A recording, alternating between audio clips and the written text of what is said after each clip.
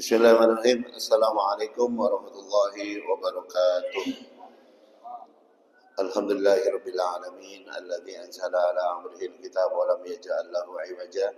Asyhadu an la ilaha illallah wahdahu la syarika lah wa asyhadu anna Muhammadan 'abduhu wa rasuluhu la nabiyya wa la rasula ba'dah.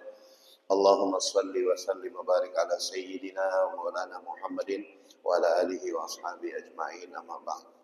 Hadratul Mukarramun, alhamdulillah kita berada di hari kedua bulan suci Muharram tahun baru Islam 1447 Hijriah. Ya, di mana intisari hakikat daripada Hijriah bukan sekedar pindah tempat ya, tapi adalah bagaimana kita ada ziyadatul khair, ada progres menjadi hamba Allah, umat Rasulullah yang makin hari makin baik. Yang dikatakan Nabi kita SAW, siapa yang hari ini lebih baik dari kemarin, dzakarabihun, itu yang beruntung ya. Yang imannya hari ini, amal solehnya hari ini, ya, kebaikan-kebaikan hari ini bertambah, ada progres, nah itulah yang beruntung Pak. Siapa yang hari ini, bulan ini, tahun ini sama aja dengan kemarin, nggak ada perubahan Pak. Padaka magbun, itu orang yang tertipu Pak. Ibarat orang yang dikasih modal umur ya, mahal Pak, modal waktu ini ya, ternyata untungnya nggak nambah ya, amal solehnya nggak meningkat, itu mah rugi hitung-hitungannya ya, udah disuntik modal lagi kok nggak ada penambahan ya.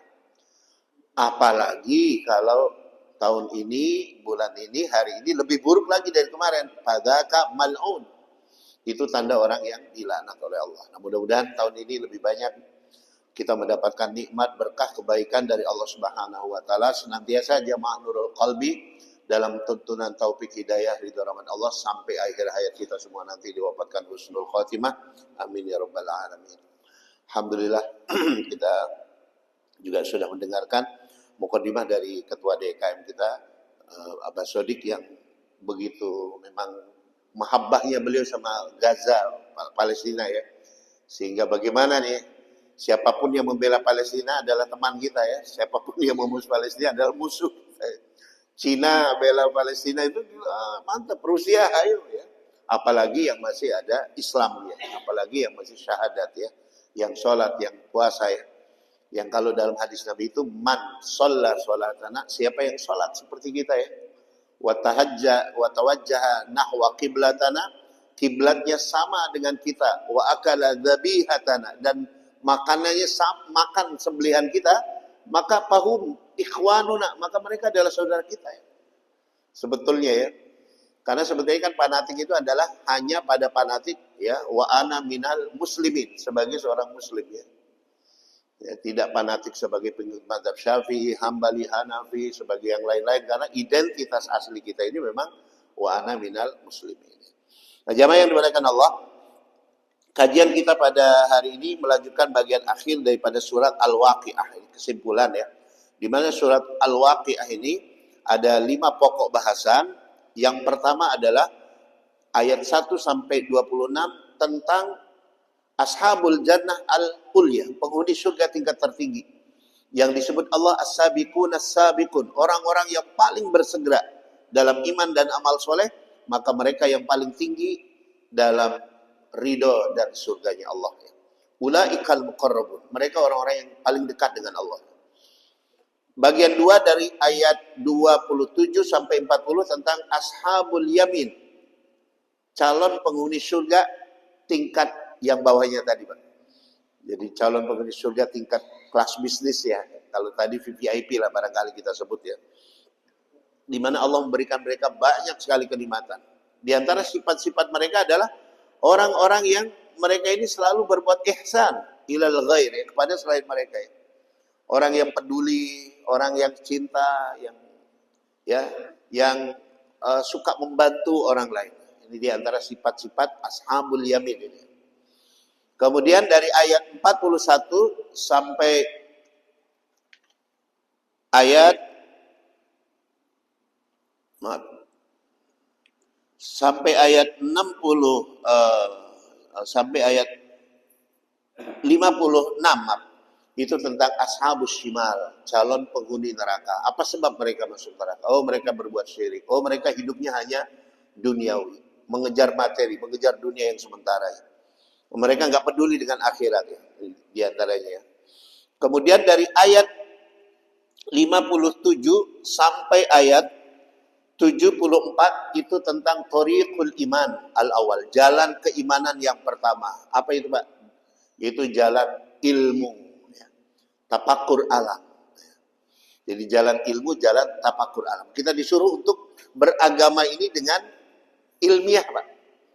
Jangan beragama alamiah. Kalau dalam kitab Qatrul Ghois Syekh Nawawi Al-Bantani di bab iman bil malaika, iman pada malaikat, disebutkan bahwa al-iman khamsatu marahil. Iman itu ada 5 level, Pak.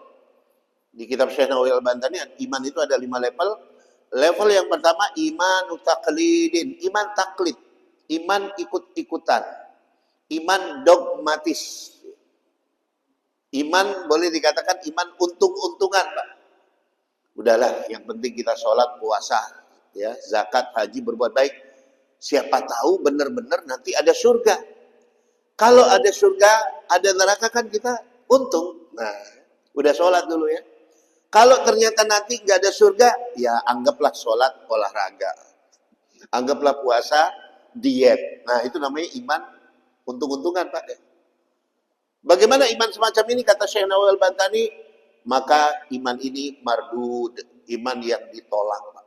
Iman yang alamiah ini ditolak. Ya, kenapa? Karena dia beriman bukan dengan keputusan sadar. Dia menjadi Islam bukan karena dia yakin Islam benar, Pak. Dia Islam karena bapaknya Islam, ibunya Islam, saudaranya Islam, lingkungannya Islam. Ya, semuanya ya dia jadi Islam ya ikut karena faktor keturunan dan lingkungan. Sehingga dia kalau lingkungannya baik ke bawah baik, lingkungannya buruk ke bawah buruk. Nah, ini tidak diterima iman seperti ini. Maka iman yang diterima itu iman level kedua, Pak, kata beliau. Imanu ilmin, iman ilmiah. Ya. Iman yang merupakan hasil kajian, keputusan sadar, hasil ikra.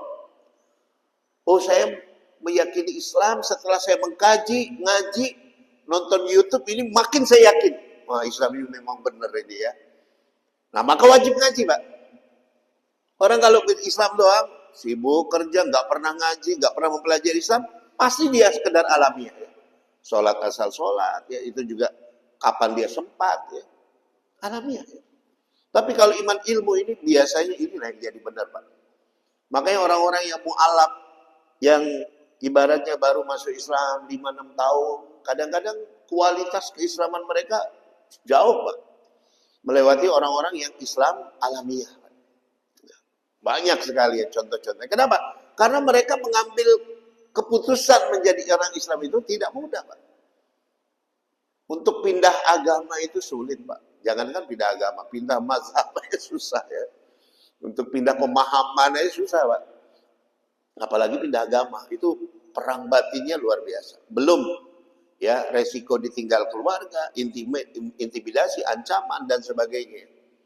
Sehingga ketika seorang mu'alaf masuk Islam itu betul-betul, Pak, itu hanya karena keyakinan. Makanya luar biasa ya. Banyaklah contohnya ya. Ya, salah satunya adalah kemarin Ustadz Yahya Waloni almarhum ya. Beliau ini kan lahir di Manado, Pak.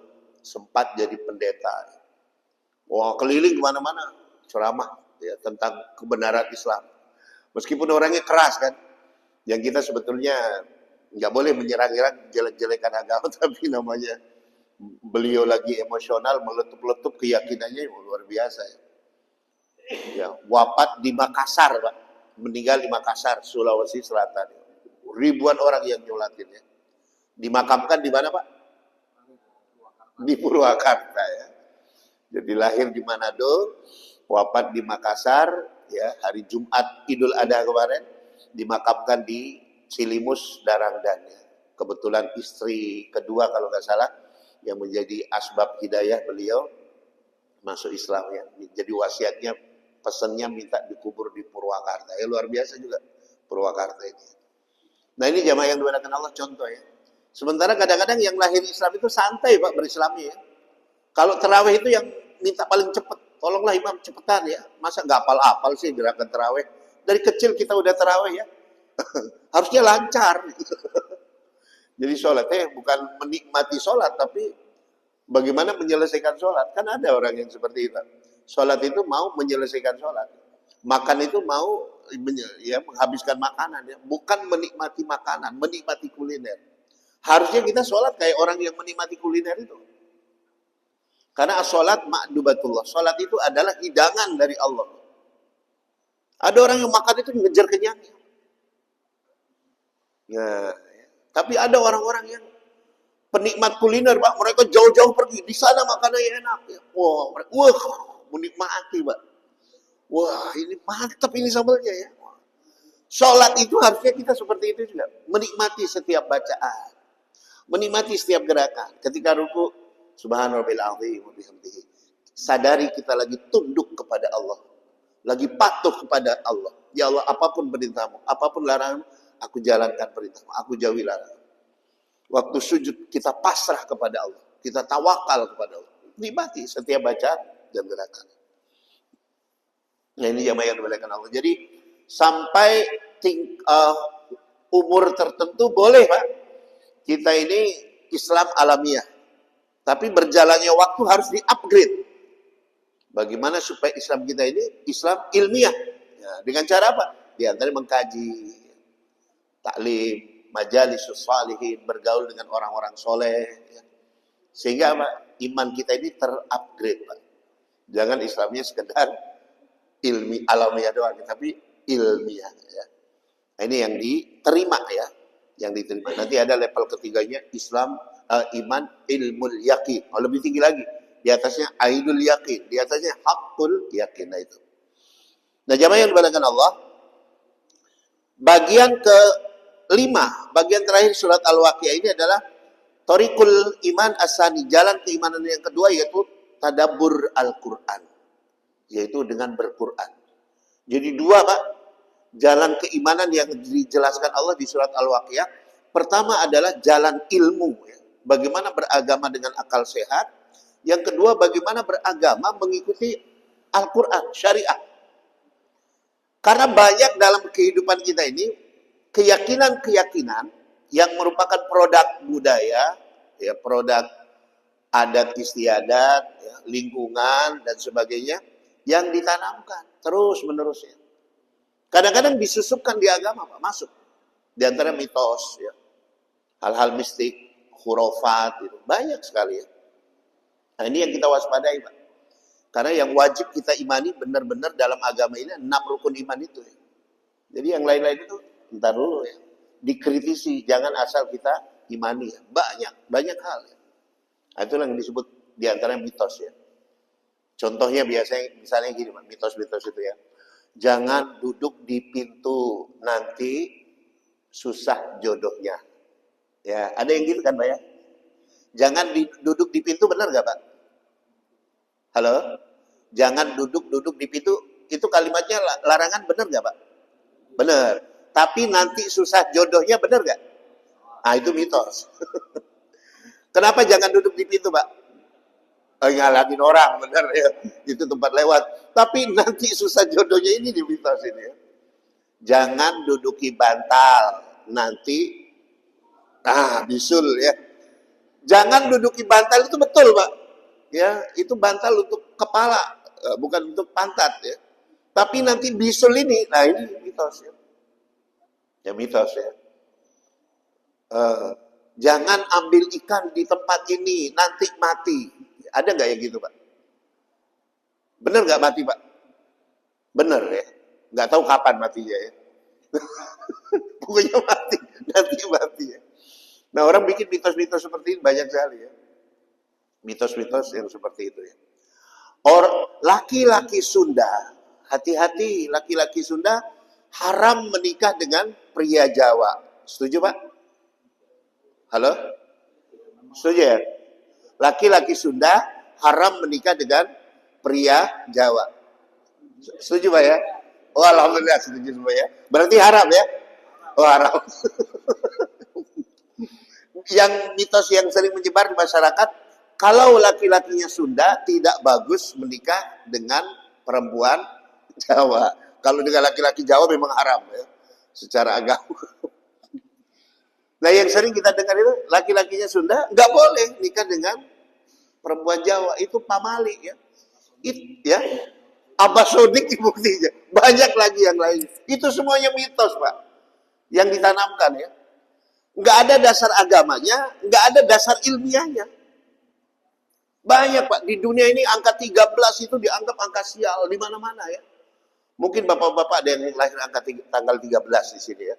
Atau mungkin ada yang rumahnya nomor 13 ya. Saya nggak percaya bahwa itu sial ya. Ya. Tetangga saya, Pak, rumahnya nomor 13. Itu air sumurnya paling bagus, Pak. Sampai 15 rumah ngambil air di dia semua. 15 rumah. Itu airnya Masya Allah ya. Seger betul-betul tuh airnya. 15 rumah, Pak. Namanya Pak Ade, suka ngaji. Ibu kenal. Karena suaminya ngaji, bapaknya, istrinya ngaji juga. Angka 13 itu dulu, Pak. Ketika murid ke-13 Yesus, Yudas Iskariot, nah, yang bocorin di mana tempat sembunyinya Nabi Isa. Gara-gara itu, angka 13 dianggap angka sial. Angka 4 dalam tradisi Chinese ya, Tiongkok, itu angka sial, Pak. Angka 4 itu angka sial. Karena dalam bahasa Cina, si ya, dia bermakna kematian, dekat dengan kematian ya. Sehingga orang-orang Cina, ya nggak mau, Pak. Rumahnya angka 4, 14, 24. Yang ada 4 nggak mau, Pak. Menghindar ya. Ya, so kayak orang Chinese ya. Jadi angka 4 itu angka sial. Jadi yang namanya mitos itu ditanamkan dari sana sini, Pak. Astrologi dulu ya, yang percaya Sagittarius. Apa bulannya Leo? Waduh, ekonomi Leo terpuruk ini bulan ini ya. Kalau Aries, bagus. Ini semua ditanamin, Pak. Dari majalah, koran, bla bla bla ya. Sio, Peng Shui, Weton. Nah, kalau di Jawa itu ya. Nggak ada dasar ilmiah. Makanya kata Al-Quran, malahum bihi min ilmin. Mereka tidak mengikuti ilmu. Mereka nggak punya ilmu. Semuanya asumsi-asumsi ya. Makanya Al-Quran itu adalah kebenaran. Al-haqqu min rabbika. Kebenaran yang datang dari Tuhan. Iyattabi'una illa dhanna. Kebanyakan manusia hanya mengikuti asumsi-asumsi. Wala yughni dhanna minal haqq syai'. Sementara asumsi itu tidak bisa menjangkau kebenaran sedikit pun. Itu kan katanya ya. Kira-kira itu asumsi-asumsi. Nah, makanya kita punya panduan hidup ya. Bagaimana itu mengikuti yang ilmiah, Pak. Ya, mengikuti fakta. Jangan beragama tidak dengan ilmu. Jangan. Itu di Al-Kahfi, malahum bihi min ilmin wala li abaihim. Bapaknya nggak punya ilmu, mereka nggak punya ilmu, mereka hanya mengikuti hal-hal yang berupa asumsi, berupa don saja. Sehingga mereka menyembah manusia. Mereka menyembah Yesus, dikira itu anak Tuhan ya. Mereka menyembah Uzair, dikira anak Tuhan ya. Nggak ada panduan dari langitnya, dari wahyu, dan nggak ada fakta ilmiah. Bagaimana anak Tuhan dilahirkan? Bagaimana sebelum Tuhan sudah ada langit bumi? Berarti dia bukan pencipta ya. Dan keyakinan-keyakinan yang lain seperti itu. Nah ini jamaah yang dimuliakan Allah, di antara makna thoriqul iman Allah, jalan iman yang pertama. Bagaimana kita beragama ini betul-betul berdasarkan hal-hal yang sifatnya ilmiah. Maka ada 5 hal disuruh direnungkan di bagian keempat surat Al-Waqi'ah ini. Nah, adapun di bagian akhir surat Al-Waqi'ah ini tentang tadabbur Al-Quran, bagaimana supaya hidup kita makin sesuai dengan Al-Quran, Pak. Di antaranya dikatakan di sini, Allah bersumpah bahwa innahu laqur'anun karim. Sesungguhnya dia adalah benar-benar Qur'anun, suatu bacaan mulia. Jadi kata Quran itu, Pak, artinya bacaan mulia, bacaan tertinggi. Bukan bacaan doang ya. Kalau bacaan bahasa Arab itu qiraah. Masdar dari qira'a yaqra'u qiraah. Kalau Quran itu namanya kata sifat. Musyabbahah lismil fa'il.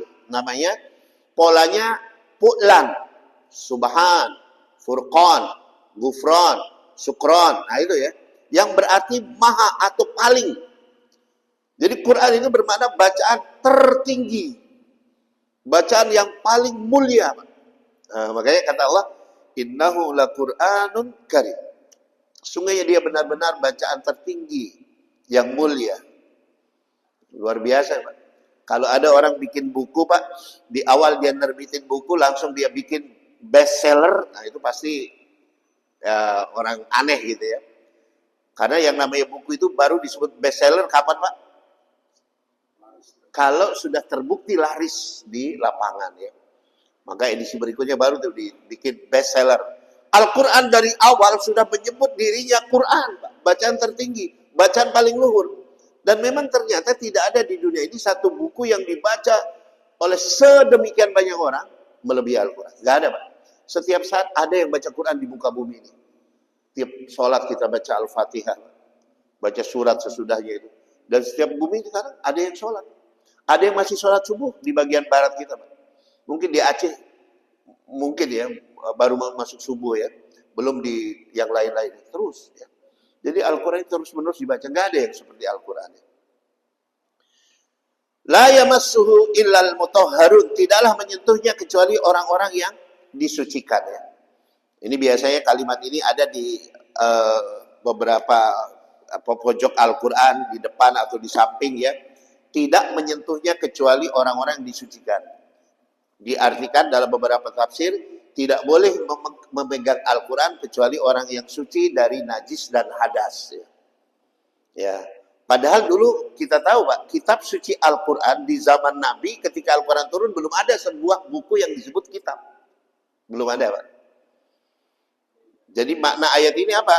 La yamassuhu illal mutahharun. Sebagian penafsir mengatakan tidak akan bisa menjangkau makna terdalam Al-Quran kecuali orang yang disucikan batinnya. Jadi Al-Quran ini bukan hanya kitab yang harus didekati dengan logika-logika, tapi juga piranti ruhani, kebersihan jiwa, tazkiyatun nafsi. Jadi logika yang cerdas bertemu dengan hati yang bersih, nah lebih mudah lagi memahami Al-Quran. Nah, ini kurang lebih makna di situ. La yamassuhu illal mutahharun. Mutahharun yang disucikan, bukan orang yang suci. Tanzilun mir rabbil alamin. Dia adalah wahyu dari Tuhan semesta alam. Tanzil. Sesuatu wahyu yang diturunkan dengan munajjaman. Diturunkan dengan sedikit demi sedikit berangsur-angsur. Itu tanzil. Beda dengan inzal. Ya. Jadi Al-Quran menegaskan bahwa Quran ini bukan karangan manusia di bumi, tapi dia adalah wahyu dari Tuhan yang menciptakan alam semesta. Dan terlalu banyak bukti-bukti yang mendukung ini. Misal yang sudah kita pernah bahas ya, jumlah kata, susunan kalimat Al-Quran itu luar biasa. Jumlah kata yaum, hari ya, 365 kali. Jumlah kata ayam, hari-hari, itu 30 kali. Sama dengan jumlah hari dalam sebulan. Kata syahr, bulan, 12 kali disebut. Kata as-sa'ah, yang dulu berarti saat kiamat, waktu kiamat. Tapi kalau bahasa Arab amiyah, bahasa Arab modern sekarang, as-sa'ah berarti jam. Kata as-sa'ah diulang 24 kali di Al-Quran. Itu dari mana ini ya? Nabi Muhammad tahu, atau sebuah kitab sangat-sangat presisi menyebut jumlah-jumlah kata-kata tertentu ya. Nggak ada, Pak. Belum lagi dari kandungan isinya, Pak. Hukum-hukumnya. Pada saat Fir'aun tenggelam di Laut Merah, Pak, semua orang tahu, Pak. Banyak manuskrip yang mencatat. Ya, itu ada disebutkan dalam kitab-kitab suci Yahudi maupun Nasrani, Pak. Fir'aun tenggelam itu. Tapi tidak ada satu berita seperti di Al-Quran yang mengatakan tegas bahwa badan Fir'aun itu selamat. Nggak ada, Pak. Hanya Al-Quran yang mengatakan. Tidak ada satu manuskrip yang mengatakan ketika Nabi Musa dikejar Fir'aun, Fir'aun ditenggelamkan bahwa badan Fir'aun selamat, kecuali hanya satu kitab di muka bumi yang mengatakan itu, dan itu Al-Quran. Surat Yunus ayat 74. Wa kadzalika nunajjika bi badanika litakuna liman khalfaka ayat. Maka demikianlah kami selamatkan badanmu wahai Fir'aun untuk menjadi tanda kebesaran kami bagi generasi sesudahmu. Dan ternyata terbukti, Pak. Badan Fir'aun itu baru ditemukan tahun 1886 oleh para arkeolog Prancis yang melakukan penelitian terhadap mumi-mumi yang ada di piramida Mesir. Mereka melakukan penelitian mumi-mumi. Ada satu mumi yang menarik mereka karena begitu diselidiki, di dalam tubuhnya banyak kandungan garam. Begitu dicek di mikroskop, ini kandungan garam berasal dari Laut Merah, Pak. Akhirnya dipelajari, nggak ada lain kesimpulannya, ini dia nih pasti Ramses Akbar II namanya kan. Sedangkan Firaun kan gelar raja atau kaisar ya. Ini berarti Ramses Akbar II dulu yang mengejar Musa itu ya, pantas ya. Perutnya banyak kristal garam ya. Kemungkinan, nah ini asumsi langsung. Kemungkinan dulu dia terdampar di pantai, selamat badannya. Wah, dilihat rakyatnya, wah ini raja kita. Akhirnya dibalsem, dimakamkan di pemakaman raja-raja yang ada di piramida. Kemungkinan seperti itu ya. Itu hanya Al-Quran Pak mengatakan. Bahkan Barat kalau Bapak-Bapak nonton filmnya ya, Ten Commandment itu tentang bagaimana Nabi Musa membelah lautan itu, ada itu film-filmnya. Yang saya tahu 3 versi Pak. Jadi nggak ada yang mengatakan badan Firaun selamat kecuali Al-Quran. Dan itu benar Pak. Belum kalau kita lihat isi kandungannya Pak. Ada di Al-Quran yang disebut Khotamul Quran, cincin Al-Quran. Jadi cincin Al-Quran ini ada kata-kata yang satu kata itu huruf-hurufnya depan dengan belakang sama. Satu ayat yang terdiri dari beberapa kalimat, kalimat pertama dengan akhir sama. Kalimat kedua dengan bagian akhir tuh jadi kayak cincin, Pak. Palindrom namanya. Misal di surat Yasin ya. Kullun fi falakin yasbahun. Kullun fi falaki yasbahun. Kullun huruf pertamanya kaf. Fi falak. Nah, huruf terakhirnya kaf juga ya. Kullun fi falakin pakai kaf dia, Pak, ya. Huruf keduanya kullun apa, Pak? Lam ya. Susah bayangin begitu. Kullun fi falakin. Huruf kedua sebelum akhir lam juga, Pak. Kullun fi. Nah, huruf ketiganya fa ya. Fi falakin. Huruf ketiga sebelum akhir fa juga, Pak. Jadi huruf pertama ketemu dengan terakhir, huruf kedua ketemu dengan ini, huruf ketiga iya-nya apa? Yasbahun. Nah, itu ya. Mind blowing, Pak. Contoh di surat Al-Waqiah, Pak. Surat Al-Waqiah ini sederhananya Bapak-bapak ingat 5 temanya, Pak. Yang pertama tentang penghuni surga tingkat tertinggi, yang kedua tentang penghuni surga tingkat rendah, boleh kita katakan. Yang ketiga tentang calon penghuni neraka. Yang keempat, jalan iman yang pertama, jalan ilmu atau tafakur alam. Yang kelima, jalan iman yang kedua, tadabbur Al-Quran. Nanti surat Ar-Rahman sebelahnya, Pak. Karena surat Ar-Rahman dengan Al-Waqiah itu zaujan, pasangan. Bagikan suami istri, Pak. Isi surat Ar-Rahman sama dengan Al-Waqiah, Pak. Identik. Cuma kebalikan. Di surat Ar-Rahman, bagian pertama tentang tadabbur Al-Quran. Bagaimana kita jalan iman pertama tadabbur. Bagian kedua tafakur alam, jalan ilmu. Bagian ketiga ashabul tentang penghuni neraka. Bagian keempat tentang penghuni surga tingkat bawah. Bagian terakhir tentang penghuni surga tingkat tertinggi. Ah, itu ajib, Pak. Bagaimana tuh dua surat ya bergandengan, isinya sama tapi awal akhirnya itu, wah ketemu, Pak. Nggak mungkin di karang manusia, nggak mungkin. Makanya makin orang mempelajari Quran, makin dia sadar. Terlalu mustahil di karang manusia. Mustahil, impossible.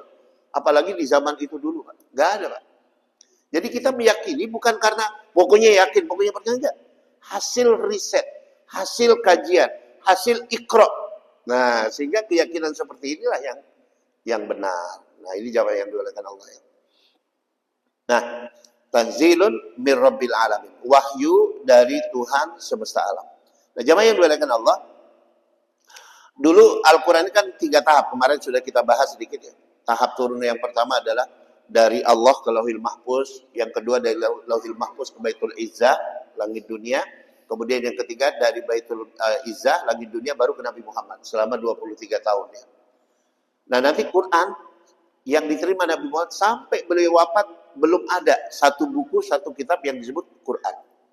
Baru ada kitab suci Quran di zaman Sayyidina Abu Bakar. Baru ada itu. Satu kitab ditulis. Ya. Abu Bakar wafat, nanti mushafnya pindah ke Sayyidina Umar. Sayyidina Umar wafat, mushafnya pindah ke Utsman. Di zaman Utsman diperbanyak tulis tangan, Pak. Belum ada mesin cetak atau fotokopian ya.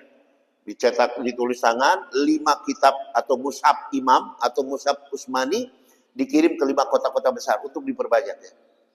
Dan Quran di zaman Utsman ketika diperbanyak masih gundul-gundul pacul, Pak. Nggak ada titik pada ba, pada ta, pada sa, pada ya, nggak ada, Pak. Nggak ada harokat patah, domah, kasroh, tasdid, sukun, nggak ada, Pak. Nggak ada tanwin, nggak ada. Baru nanti ada titik di Al-Quran tahun 65 Hijriah oleh murid Sayyidina Ali Abul Aswad Ad-Du'ali. Baru ada, Pak. Dibuat titik pada pada tak, pada nun supaya bisa dibedakan. Tahun 65 Hijriah udah wafat tuh sahabat-sahabat Nabi. Harokat Al-Quran baru dibuat tahun 150 Hijriah oleh Abdullah Al-Farohidi.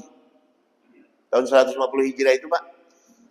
Matal imam wa wulidal imam. Meninggal seorang imam. Imam Hanafi wafat di Irak. Wa wulidal imam. Lahir Imam Syafi'i di Gaza, Palestina ya. Jadi Imam Syafi'i itu lahirnya di Gaza, Palestina.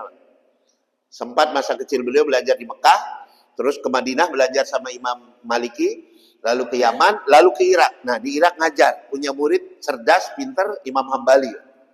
Lalu hijrah ke Mesir. Nah, di Mesir beliau wafat, dikubur di Mesir, Imam Asy-Syafi'i. Ya tadi Mesir udah terlibat perjanjian damai dengan Israel, Pak.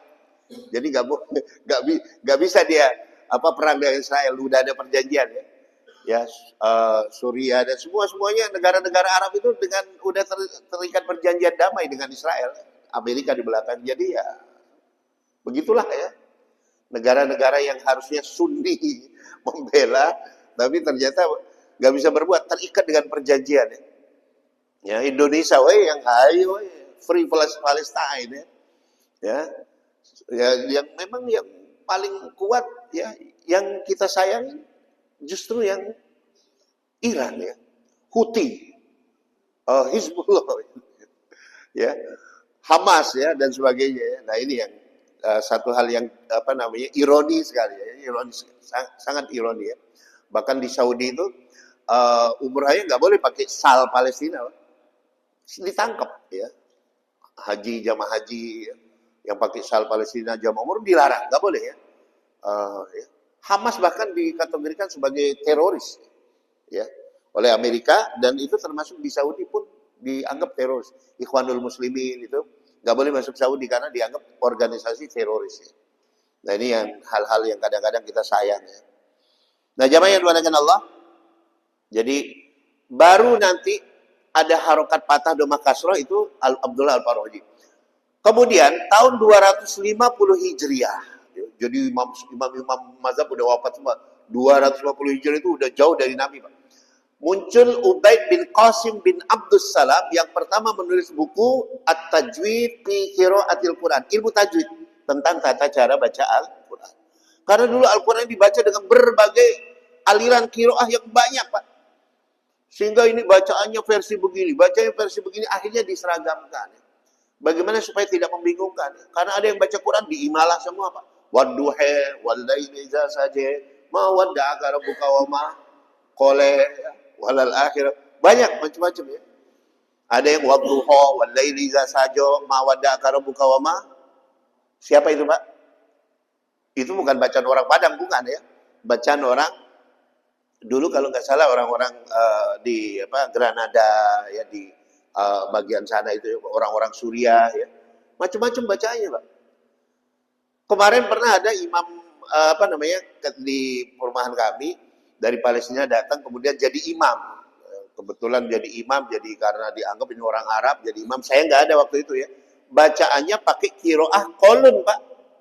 Siratal ladzina an'amta 'alaihim ghairil maghdubi 'alaihim waladdallin. Jamaahnya bingung itu. Ustaz ini imamnya gimana ini bacaannya katanya. Kok alaihum katanya. Kan di kolon itu gak ada him, Pak. Semua him jadi hum. Khatamallahu ala qulubihum wa ala sam'ihum wa ala absarihum. Hum semua. Saya bilang nggak salah, itu benar, itu bacaan. Qiraah sab'ah itu salah satunya qaulun benar. Kalau kita kan Amr bin Hafs, Pak. Cuma berarti ya nggak bijaksana ya. Harusnya yang jadi imam mungkin orang tuan rumah, cuma tuan rumahnya nggak, mumpung dia ada orang Arab, orang Palestina, tahu-tahu bacaannya pakai bacaan yang beda dengan kita. Kalau kita kan hafaz ya, ya, ya, ya itulah ya, jadi rame Pak ya. Saya bilang nggak apa-apa, itu sah ya.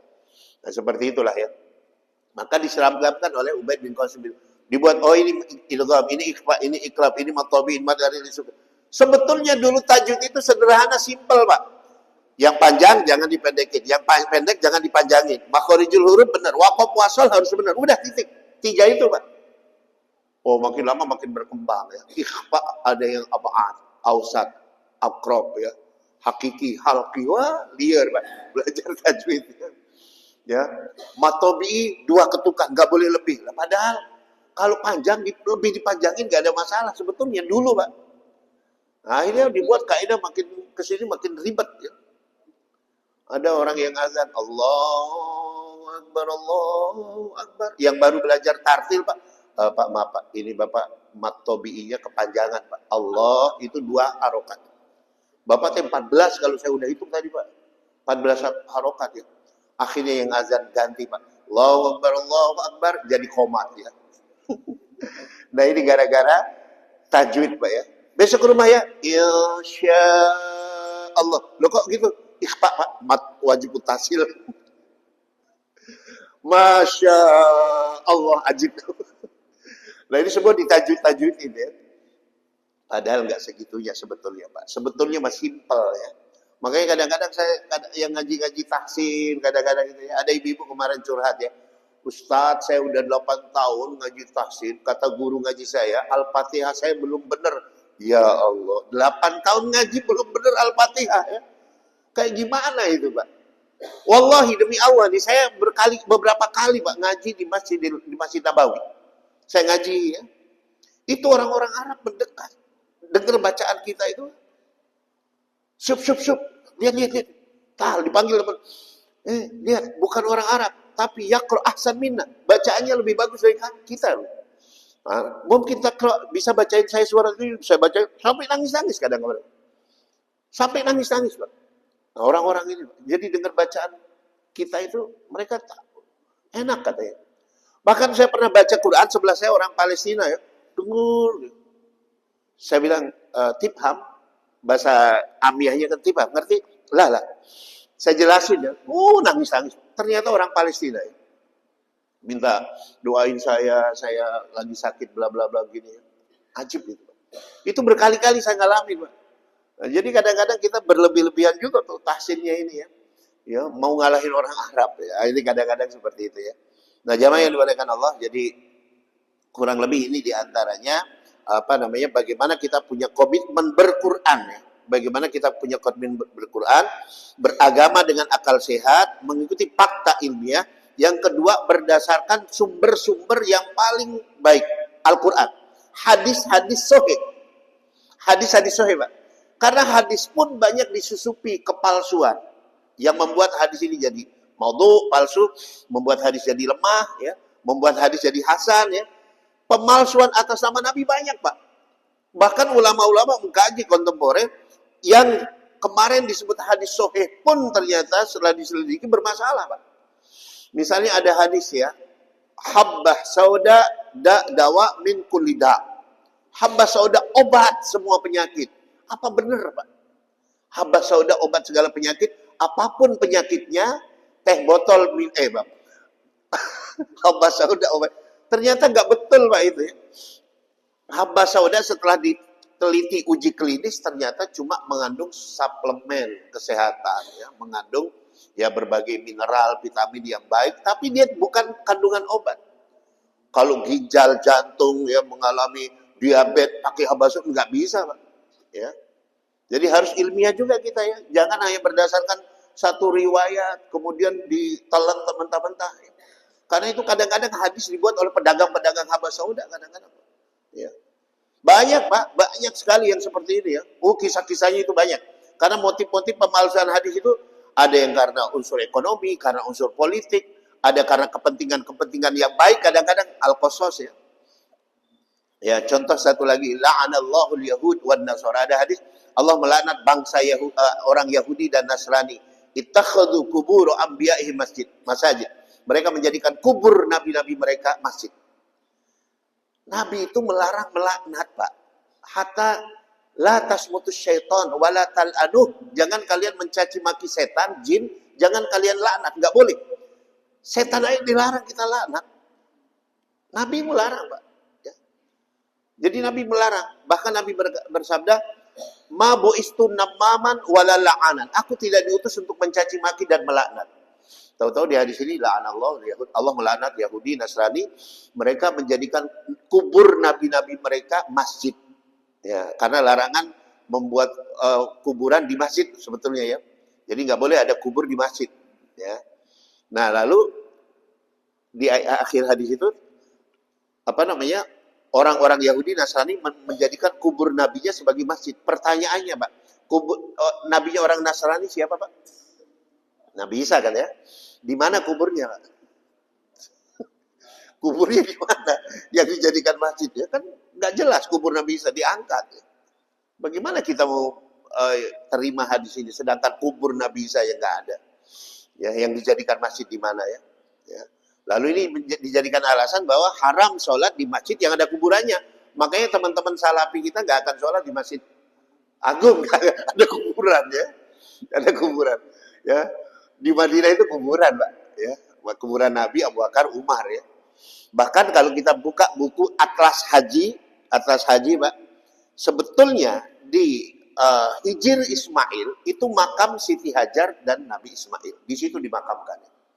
Jadi Siti Hajar dan Nabi Ismail menurut buku Atlas Haji dan Umroh itu makamnya di Hijr Ismail.